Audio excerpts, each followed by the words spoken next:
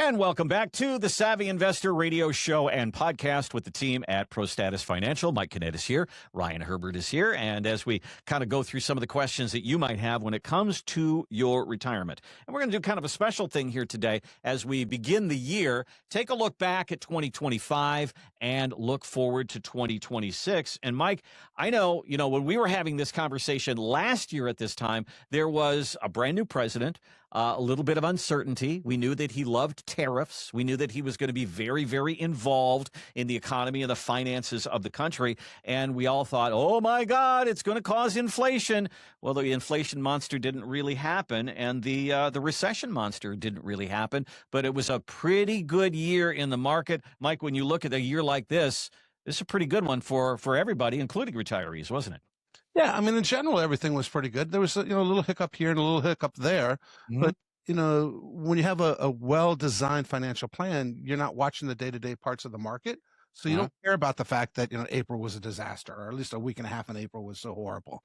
And if you have a strategic plan that doesn't care if the market goes up or down, right? I mean, if your income is not reliant upon the ups and downs in the market, well, then you don't care about the ups and downs in the market, right? And if you have a bucket of money that is truly safe for the extras and the unexpected, right? So you have a bucket of money to create your income stream that doesn't care about the ups and downs of the market. You have a bucket of money that cares about the ups and downs of the market. So when the markets are down, you have a bucket of money that isn't losing money as well. And then you have a bucket of money that can help outperform inflation. And even when it gets that 8 to 10% inflation, which doesn't happen very often, you still have to have something to participate in the upside of the stock market, right? We always want to take the least amount of risk necessary, but it's kind of interesting that people don't understand true diversification, not true diversification for their investments, true diversification for their risk, true diversification for their tax bill. And yeah, you know what? The Dow was up almost 13.5%. The P was up, over 16%. Those things are great, absolutely great. But what goes up does come down. It's all cyclical, right? And think about this, the people in 2022, 21 was a good year. 23 was a good year. But 2022, people lost, 15, 20, 25%. And people lost 15 to 25% in their bonds, and people lost 15 to 25% in their equities. So that's where having a truly well-designed plan comes into play, because then you don't care about the ups and downs of the market. And, hindsight be it what it is, everybody should have stayed the course and not made any changes. But given the fact that there's so much noise out there, sometimes for a lot of people, even for a lot of advisors, it's hard not to have that emotional, that visceral reaction every time, either Trump says something, or, Schumer says something, or Nancy says something, or Hakeem says something, or, some talking head says something that puts the markets in a spin. But by having that well-designed plan, by having everything laid out for you ahead of time, knowing exactly where your income is going to come from, knowing exactly what the tax implications are, having a strategy for when the market's up, having a strategy for when the market's down, all those things take away that worry, take away that stress. And so that while, you get to the end of the year and you look and say, hey, I see what happened last year, and, we righted the course when we needed to, correct the course, and everything went fine. But as we're looking forward to next year, do we want to have to go through that iteration and those gyrations again, year after year after year? Now, I mean, obviously, everybody always asks, what's 2026 going to be? What's the future going to look like? And, I know it sounds a little snarky, but the fact is the market's going to be up unless it's down. I mean, that's exactly it, right? The market will be up unless it's down. And the market's only going to go up unless it goes down some as well, right? And so there's no crystal ball, because quite honestly, if there was a crystal ball, and truthfully, I'm a little bit more generous than Ryan is. Ryan would be out hunting with his kids on this farm out in Pennsylvania. I'd invited everybody to my island, and I'm in not a Jeffrey Epstein island where they had to fly in that plane. Everybody could come to that island. We'd have food and drink and dance all day and all night if I had a magic, if I knew all the answers. But the fact is what I do know is that I can create a plan, a strategic plan that says when the market's up, we're going to participate in the upside of the market. When the markets are down, I have protection on the downside, and truly protection on the downside. And my income is safe and secure, and I know it's going to be there no matter what.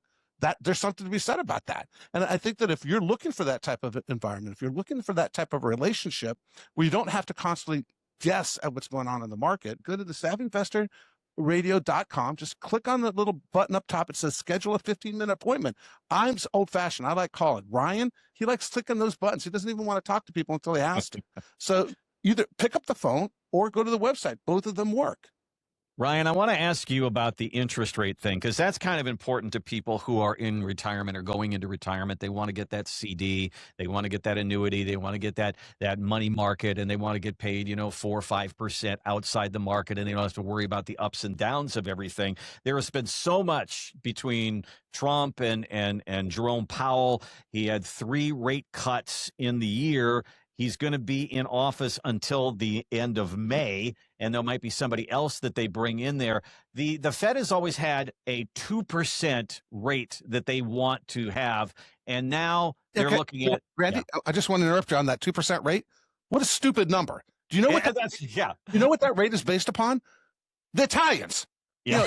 In the 1980s, the Italians came up and said, oh, 2% sounds like a good inflation. And Americans said, oh, Italians think 2% is great. We're going to go with 2% too. I mean, and no disrespect to my Italian friends, and we have lots of Italian clients, but Italy, they're basically a third, they're barely out of a third world country, right? I mean, the European Union supports half of Italy. So I'm not trying to be disrespectful, but 2%, what a stupid number. I mean, it's worked, but it's 100% arbitrary, 100% arbitrary. And that is one thing that they thought maybe it should be 3%. Maybe it should be higher than that. And that may come in with a new administration here. So that is my question to you, is if somebody was going to retire in 26 and they go, oh man, interest rates aren't what they were in 24 and they aren't what they are in 25. Am I going to be able to retire? Am I going to be able to get anything from my money outside the stock market? What do you tell people? What do you tell people about that? Well, I mean, really, Powell's term, like you said, is up in May, and President Trump is going to appoint essentially a yes person into that position. For better, for worse. For better, for worse. He's going to do what he says. He's going to lower interest rates to where he wants it to be. So rates are going to go down. So if you want to get something now that's we know is probably going to be paying a higher rate, you could go into longer term CDs. You could look at certain types of corporate bonds, but there are alternatives out there. One thing that we've been using for our clients for a number of years now is something called a structured note. And essentially what these notes are doing is it's looking at the stock market. It's looking at an index, whether it's the S&P 500, the Russell 2000, the NASDAQ, whatever index you want, you can buy it. And what it's doing, it's saying in its most basic form is here's where the stock market is today, January 1, 2026. Where is it a year from now, January 1, 2027? If the stock market is up, they pay you some type of interest, 5, 6, 7, 8% interest. If the stock market's down, you don't lose anything. If the stock market's down, you didn't lose anything, but you didn't gain anything. It's not any interest. But it is an alternative out there to CDs. And there's all kinds of variations where they protect a certain amount of the downside of the market.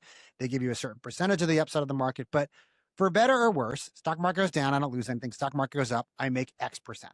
So it's one way that if you're absolutely terrified of the market, you want to make sure that I'm going to make something if the market's up. But most importantly, I don't want to lose anything.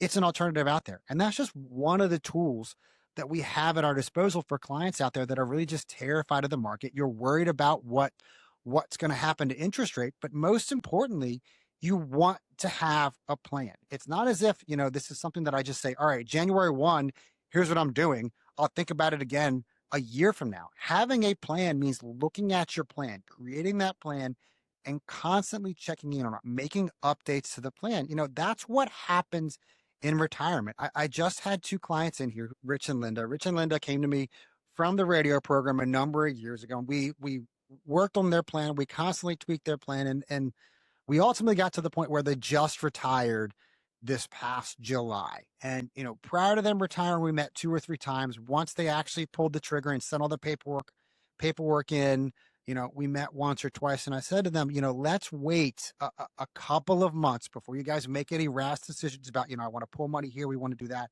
Just wait a couple of months and let's see how things are going for you. So they just came in this past week, and we were doing, exactly what we talk about is we were monitoring their plan. We went over their income. We said, all right, here's, now that your pension is coming in and that they've adjusted the number 2 or 3 times, What's the pensions look like for you guys?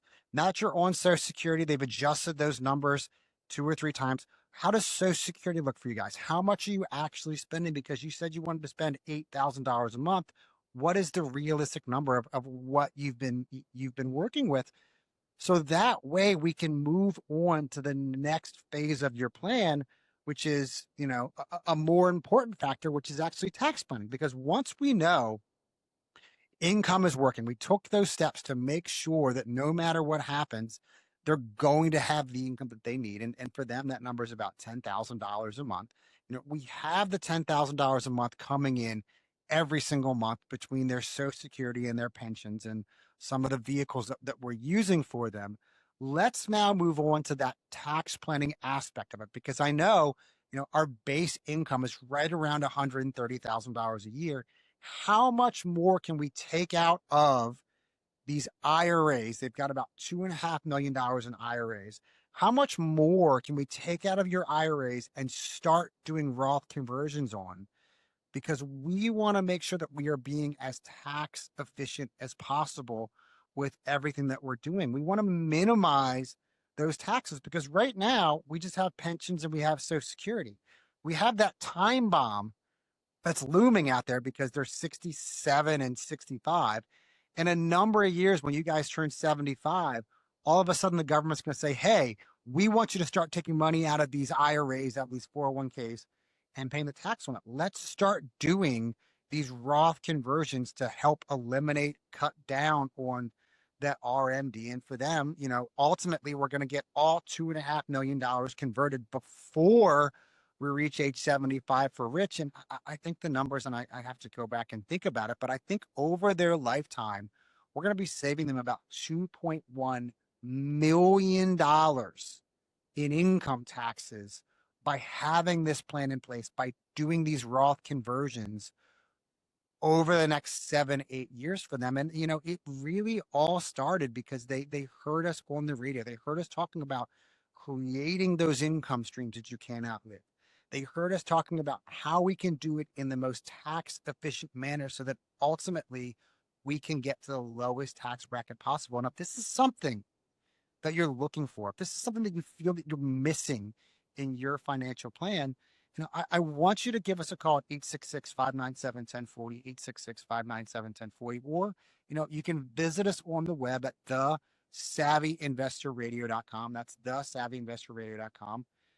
You go to the page, you click the button right at the top that says schedule my call. You're looking at our calendars in real time. Sit down with Mike, myself, Lawrence, Basil, Catherine, Andrew, any one of the advisors that we have here at Prostatis to help you put together that retirement plan that's going to give you that added peace of mind of knowing that I can't outlive my money and I'm doing it in the most tax efficient manner possible.